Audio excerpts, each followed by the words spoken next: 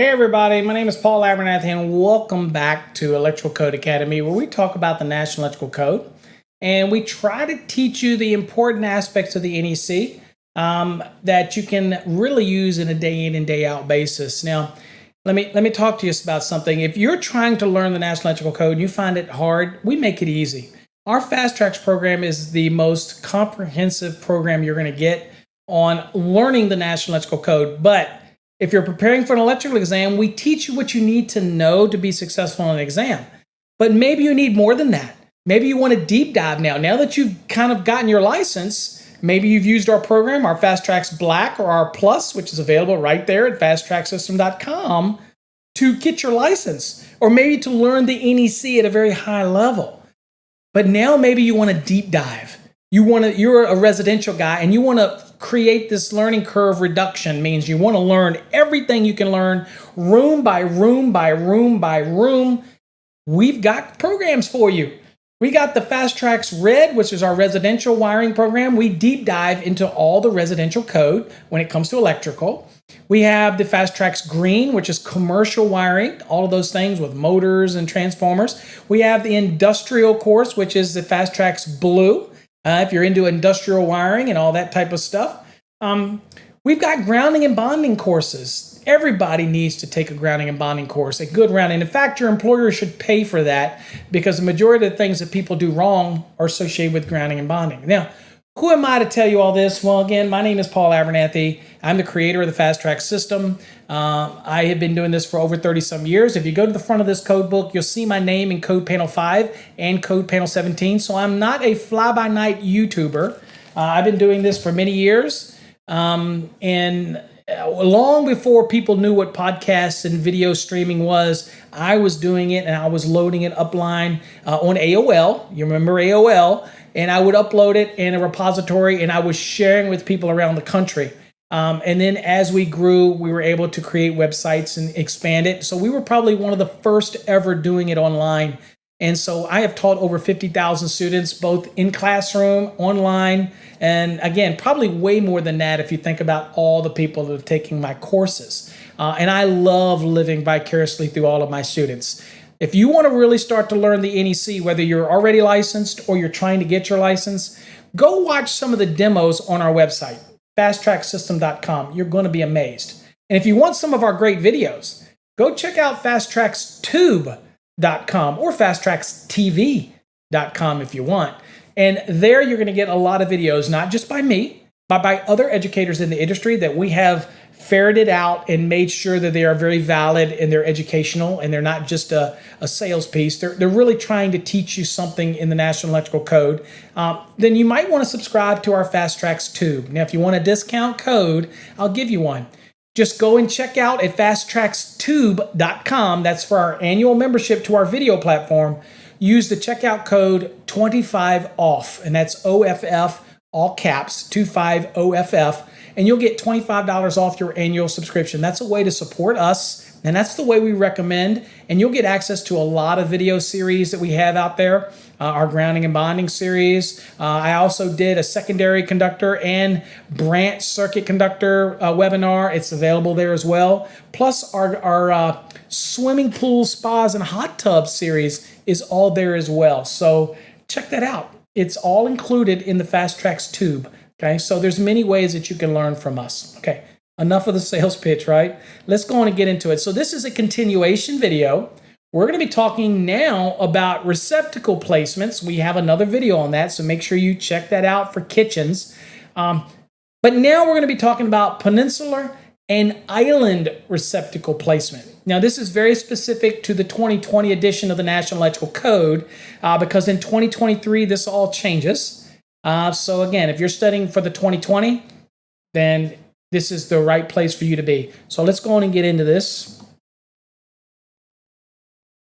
All right, so if you're in our Fast Tracks program, you'll recognize this. We're in Unit 7. This is 1E, and it's peninsular and island receptacle placement.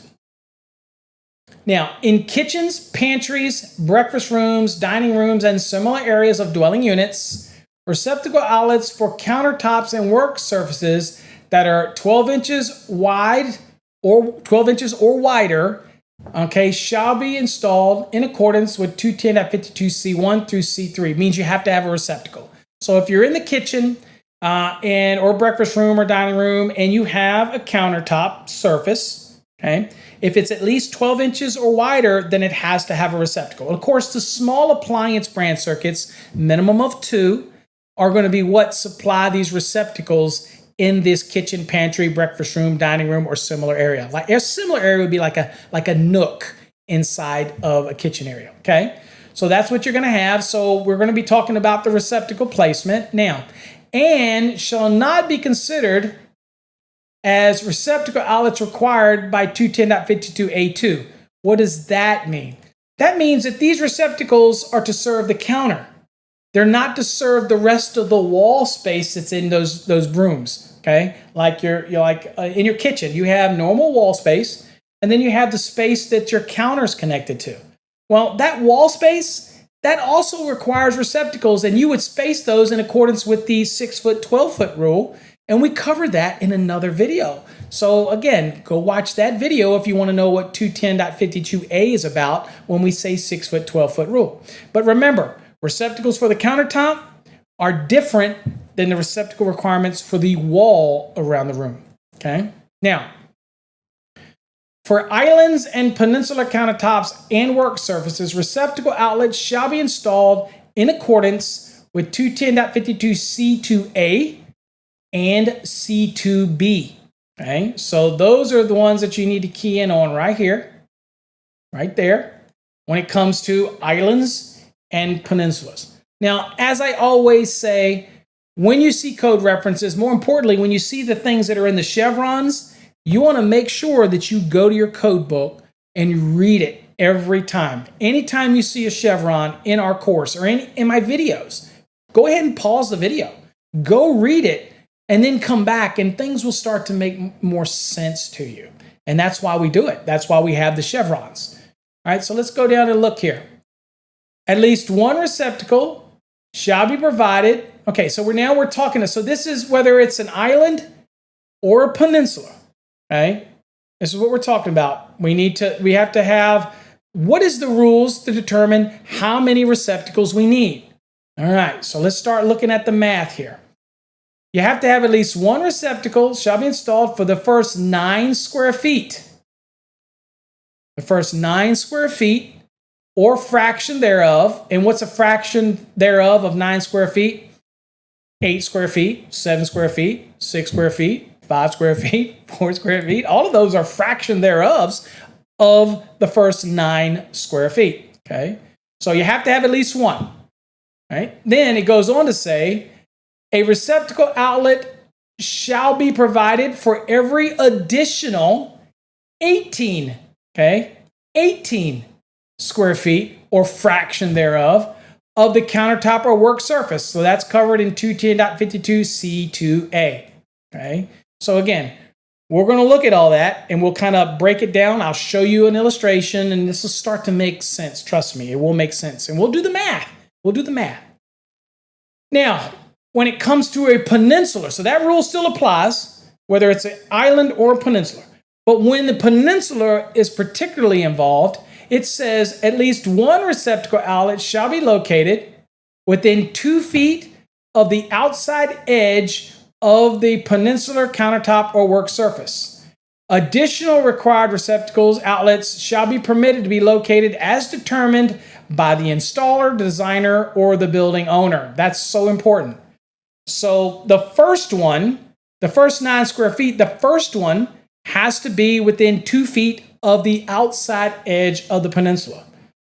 Now, if it's bigger and it has the next 18 square feet, then you can put that anywhere you want as the installer, the owner, wherever they want. But I have to have at least one within 18 inches, within 2 feet of the outside edge of that peninsula countertop surface. Okay? We're going to see what that is all about. We'll look at an illustration. Okay? So that's the rule. So islands are simple.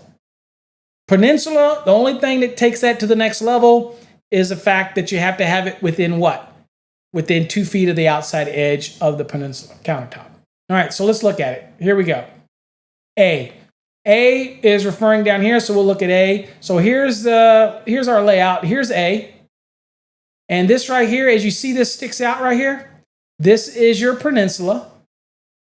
Okay? And the easiest way to remember a peninsula is that it is only open on 3 sides. One side is a abutting wall. Okay? Whereas the island is exactly how it sounds. It's island. It sits out in the middle, and none of the walls are in contact. None of the sides of the countertop are in contact with any wall. All right? So let's see here. We're talking about A right here, pointing right here. So here's what it says. It says a peninsular countertop shall be measured from the connected perpendicular wall. Okay, so that's how we're going to measure it. So let's see here. So here's the wall, and it's perpendicular, okay, running in opposite direction. It's perpendicular of the peninsula. So this way, the peninsula is running this way. Okay, you see my mouse? It's running this way, but the wall is running this way, perpendicular. So the measurement is from that wall out. That's how you do the measurement, okay? And then, of course, that's the way you measure out, right? And then, of course, you've got the depth of the countertop you have to take into consideration when you're determining what? The square footage. All right, so let's look at this. So that's where the measurement starts. B. And what is B? All right, B is right here, talking about the peninsula. Starting the calculation. Calculate the square footage area of the peninsular countertop. All right, so let's look at it this way. Let's look here. So this measurement here says it's 120 inches. So 120 inches. All right, so 120 inches, all right, is 10 feet. So that's where we got the 10 foot right here. All right, I'm going to blow this up so you can see it. So that's the 10 foot. And the width of it was what? Right here, this measurement, 48 inches. So it comes out 10 feet, and the width of it is 48 inches. So this far, 10 feet, depth 48, okay? So we're going to do the math. It is going to be what? 120 divided by 12 is 10 foot, okay? So 48 inches is 48 divided by 12 is 4 foot. So it's 10 times 4. And that is 40 square feet. So how's that going to work? So if the square footage for this peninsula right here equates to 40 square feet. Remember, first 9 square feet requires 1, and that has to be located where? Within 2 feet of the end, okay, and that's why that's there. And then the other one can be placed anywhere you want, okay? So let's look at this. So 40 square feet is what we calculated. The minimum required receptacles, all right? 1 receptacle is required for the first 9 square feet, so we take the 40, and we take 9 from it, that's going to be the 1, and that leaves me 31. All right, so we got the 1, so now the remainder is 31. And remember, it said every additional 18 square feet and fraction thereof. Okay, so then the 31, you divide it by 18. So in that case, we'll take the 31, and we're going to divide that by 18, and that is 1.72. Well, you can't have a 0.72, so that's going to be 2, all right? So the total number of receptacle, or I shouldn't say receptacles, the total number of outlets, that's important, outlets. Receptacles go in the outlet. The outlet, this is an outlet rule. The total number of outlets that we're required to have is what? Overall, we're going to have 3, all right? Okay. Now, with that scenario right here, the first one is right here. It's within 2 feet. And then the other ones can be wherever you want them to be. Now, incidentally, these receptacles that you see on this wall, they might be here because of the normal wall spacing requirement. Well, they can serve double duty. If they're here and they're in the footprint of this peninsula, okay, then guess what? They can serve also as the other receptacles for this peninsula. And they are serving double duty. They're serving the wall spacing And they're also serving, they're in the footprint of the peninsula, so they're also the other two that are serving the peninsula, and you've got more than enough receptacles for this peninsula. Make sense? So that's how you apply that. So let's keep on getting it here. And so next we'll go and do, let's do the island now. Makes sense? All right, let's do the island. So this island is 48 inches by 30 inches. Okay, so we need to find out what we're dealing in feet. So 48 divided by 12, okay, is 4. And then since this is 30 inches, 38 divided by 12, I should do this so you can see it. 38 divided by 12 is 2.5. Excuse me, 30 divided by 12. So 30 divided by 12 is 2.5 feet, square feet, right? So what do? You take the 4 square feet and you multiply that by 2.5 square feet is what? Let me do it. 4 times 2.5 equals 10. Okay, you got your calculator. Work it out. Just because it's on the screen, don't take that for granted. Work it out. So now that we know that it's 10 square feet, we know that the first 9 square feet requires at least 1. And then the next 18 or fraction thereof. Well, if I take the 10 minus the 9, that leaves me with a remainder of 1 square foot. But that is a fraction of the next 18. So that means we need how many receptacle outlets? 2. Okay. So the additional receptacle outlet is required for the remaining 1 square foot. So you need 2 overall. Now, on this island, since it's flat across the entire surface, you are permitted to either put it in the island. You can pop it up. Again, you remember, it could pop up above it, okay? But it also can be below the countertop as long as, again, it's not more than 12 inches below, and it's not under an inner overhang that is more than 6 inches from the base. If it isn't, then we can put it down on the side, okay? And that's what it tells us right here, okay?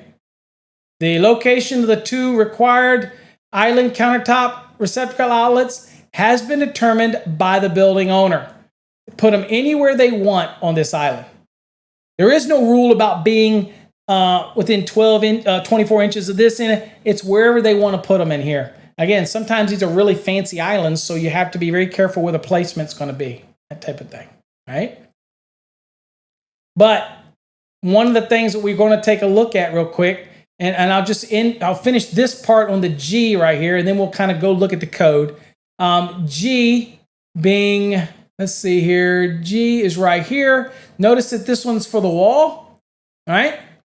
Check this out. Another reminder, this receptacle has not been installed to serve the countertop surface. It is installed to meet the wall spacing requirements in 210.52a. It has nothing to do with the countertop. But since that receptacle is within 6 feet of the top inside edge of the bowl of the sink, guess what? It may be the living room, but it's required to be GFCI protected. And remember, the measurement is from the top inside edge straight as if it was a cord plugging in. Okay, so across the countertop and then at an angle straight down to the receptacle. If that is within 6 feet, then this receptacle would have to be GFCI protected, even though it's not serving the countertop. It's serving the wall space. So important to remember those things, folks. Really is important. Okay. All right. So let's go into the code real quick, and so we can kind of look at this for the peninsula and kind of get a feel on what it kind of looks like, and to quantify why you keep hearing me talk about receptacle outlet or the outlet reference. So let's go to the code. All right, so here we are in the code. I'm going to go to 210.52c. So I'm going the wrong way. 210.52 right here. Here's 52. And I'm going to go down to C. Here you go. We're at C, and then I'm going to get down when we're talking about right here. Islands and peninsular countertops. Notice this is all grayed out. So this is where you get all your language. The first one, again, this applies to both islands and peninsulas. And then this one down here is specific to peninsulas, okay? And gives you all that information. Now, the receptacle placements, this is right here. This is called receptacle outlet location. Again, you saw it before. It can be on or above the countertop, okay, but not more than 20 inches. Right here, it says in the countertop or work surface, receptacle outlet assembly listed for use in the countertop. That's those pop-up style. It can pop up out of the countertop. They take up, in an island, they would take up drawer space, so typically not what we would use, but you could. And then, of course, the third one right here is the one that allows it to be below the surface. And that's what you're going to have on an island.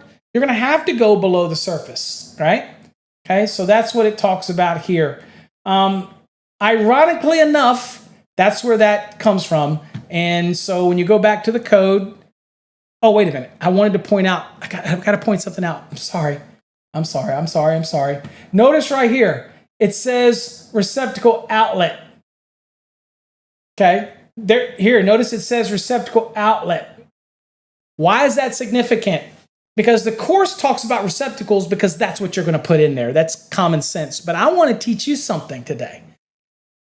The receptacle outlet is the box, not the device.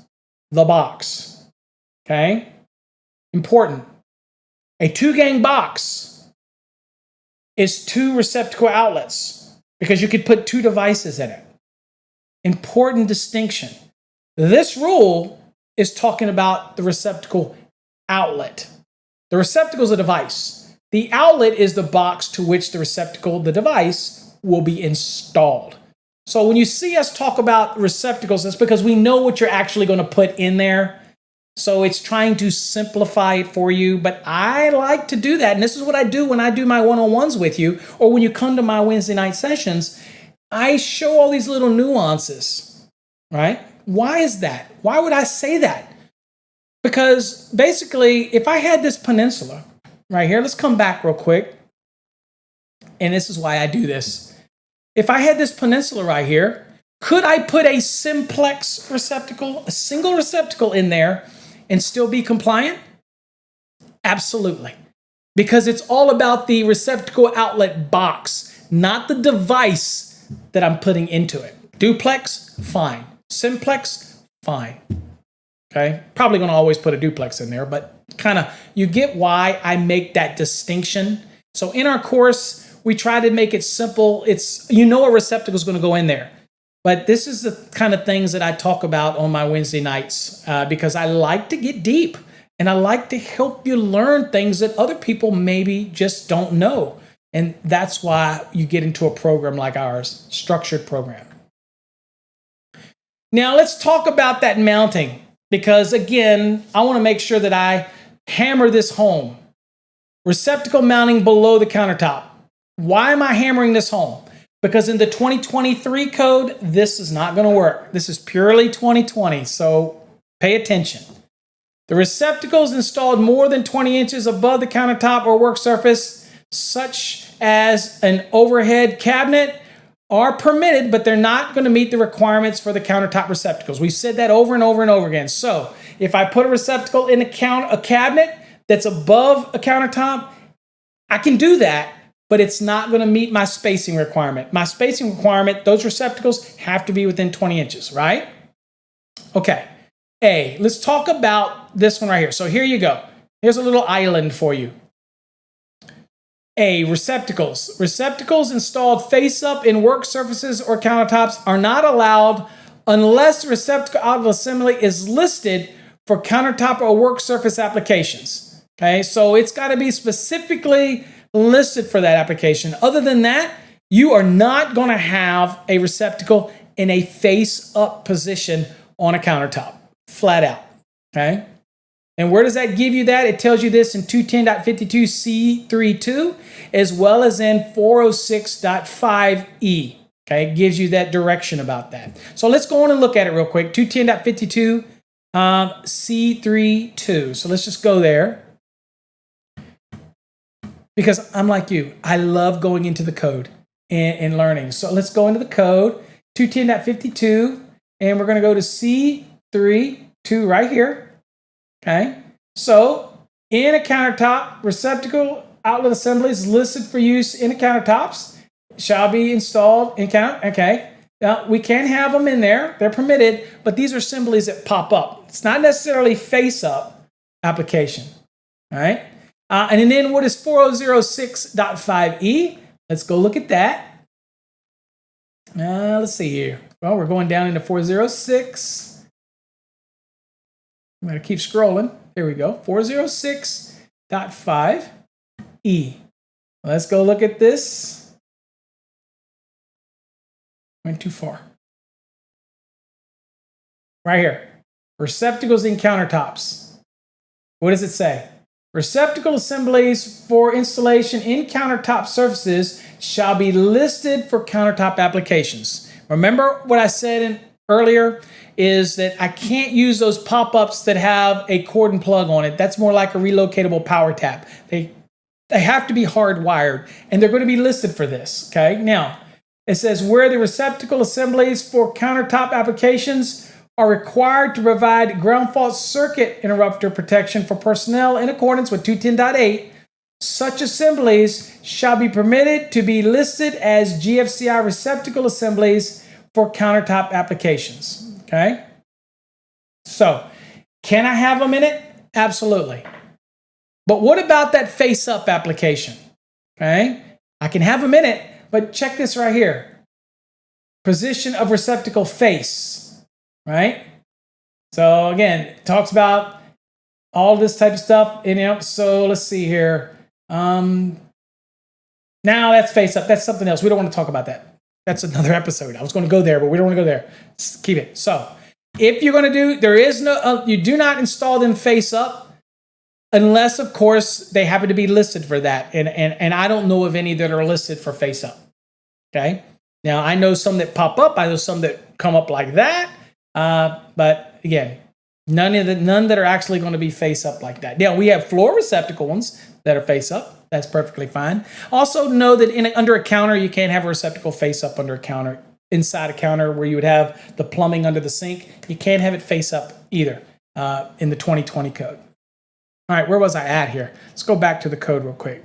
All over the place. All right, B right here. So this is a receptacle. This is flat across the top. So the code allows me to go below the surface. All right, this says GFCI protection is required for all receptacles installed to serve the kitchen countertop surface. So yeah, even though it's an island, if it's installed and it's to serve the countertop, even if it's below the countertop, which the code allows us to do, still got to be GFCI. Makes sense, right? All right, what about C right here? Although receptacles located more than 12 inches below the countertop or work surface are permitted, so yeah, I could have one down lower, but they're not going to meet the requirement to serve the countertop because they can't be more than 12 inches and they can't be under an overhang that is what? More than 6 inches. Okay? So extends more than 6 inches and I couldn't put the receptacle under here. At least the one to serve the countertop, I couldn't. Could I put one down here? Maybe this is dividing the living room from the kitchen. Well, then you got to be really careful because if this receptacle here is to serve this island, an inspector could consider this a room divider, and it could require a receptacle on this side to serve the living room. And if that's the case, it can't be on that small appliance branch circuit, so it would have another receptacle down here if that inspector considered that to be a wall space. Now, when would an inspector maybe consider this to be a wall space? So let me give you some little inside help here. If your island is made of cabinets, and the countertop just sits on a cabinet, then it is not wall space, okay? If it actually is a wall that's built and they kind of frame up a 2x4 wall and then they push cabinets against it, then this is wall space. And it could be subject to normal 210.52a receptacles. And of course, you'll be putting in a receptacle to serve the countertop, okay? So you might have two here. But remember, this receptacle to serve the countertop cannot serve the wall space, okay? So the construction of the island can make a big difference, okay? So if it's just cabinets there with the top on it, it is not a wall, and I would not consider it wall space. But if it's a framed up wall and you're pushing cabinets to it and you're putting a counter on it with an overhang, and so basically if you go into construction and you notice they frame it up, my house was like that. It was framed up. Then that's a wall. And if that wall is facing the living room, that's wall space. If it's even in the kitchen, if it's 2 feet or more, it's wall space. Okay? And if it's in the kitchen, then it could be on the small appliance brand circuit. See how the code, you got to know these things. And we cover it in our course. So if that sounded confusing to you or I didn't explain it to the point where you're like, I don't get it, we cover that in our course. We can answer those questions on Wednesday nights. That's why you want to check out my website and get in our program. Now, they could have put it here on the side. If this overhang was more than 6 inches, then you just stick it over here on the side. But every part of this receptacle can't be more than 12 inches below the countertop surface. Okay? So here you go.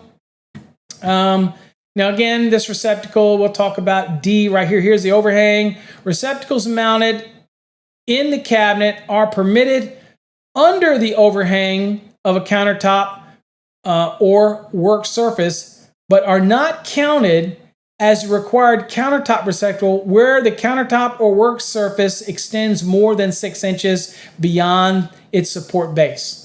Okay, so this is the support base, and this is the edge of the countertop. If this measurement right here is more than 6 inches, then I could not put a receptacle under here to serve the countertop. But that does not mean that I could not have a wall space receptacle. That would be okay as well if that was a wall. Okay. Okay. Just kind of wanted to throw all those things out there. Now here you go. The Peninsular counter side without doors or drawers might be considered wall space by the authority having jurisdiction. If so, and if longer than 6 feet, a receptacle is required. But I'm going to be honest with you. If they consider it wall space and it's at least 2 feet, they're going to make you put a receptacle. So again, work with your AHJ, and I'm just giving you some insight. This right here, I would argue, is not a wall space if it's simply sitting on 2 cabinets. If it's a framed up wall, chances are they're going to argue that that is wall space, folks. So just little things that you learn. Okay, that's it, folks. So I've kind of covered the spacing. It's taken us multiple videos, but we've covered all of the spacing requirements for bedrooms, living rooms. That's a different video. We covered the kitchen receptacle layouts. That's another video. And in this one, we covered peninsula and island layouts and how to calculate them out. Covered quite a bit. Hopefully you got something out of that. Remember, if you really want to learn the National Electrical Code, do me a favor. At least go check out the website. We've got a lot of blogs. I've got page after page of blogs with really good content for calculations. They're all free. At least do me a favor, check them out, right? We have some free courses on there that you can check out. But if you really want to get into a program to learn the National Electrical Code, maybe it's pre-licensing, you're trying to pass an exam, go to our website and look at our Fast Tracks Black or our Fast Tracks Plus. Now, what's the Plus? It's the same as the Black program. You'll get all of the good information. You'll get to come to Wednesday nights. But the Plus means you get access to special videos over on fasttrackstube.com. Okay, that's an annual subscription. But if you become a member of the Plus, you get access to it for an entire year as part of your package. Okay. Now, if you're already licensed and you're like, well, look, guy, I'm already a journeyman or I'm a master and I do nothing but residential. Hey, why don't you deep dive and become that superstar when it comes to residential? Well, how do you do that? You get in our Fast Tracks Red program. It deep dives into every room within a dwelling, services, grounding, all the things that you need to know with residential wiring. That program covers it. What about commercial buildings? We cover that in the green program. Maybe you're in the industrial sector. We cover that in the blue program. Maybe you want to learn about grounding and bonding. We've got a purple program. Grounding and bonding is one of the best courses you're ever going to have. You really will learn it. And of course, you still get access to Wednesday nights if you want to come and ask any question that may confuse you. I'm here for you, folks. So hopefully you get something out of it. Go check out Fast Tracks Tube. Check out fasttracksystem.com. Watch the demos on some of our courses. And if you have any questions, all you got to do is go to the Contact Us button on the website, and you can send us any question. We'll be more than happy to answer that for you. All right, folks. God bless. Until next time, stay safe. We'll catch you in the next video.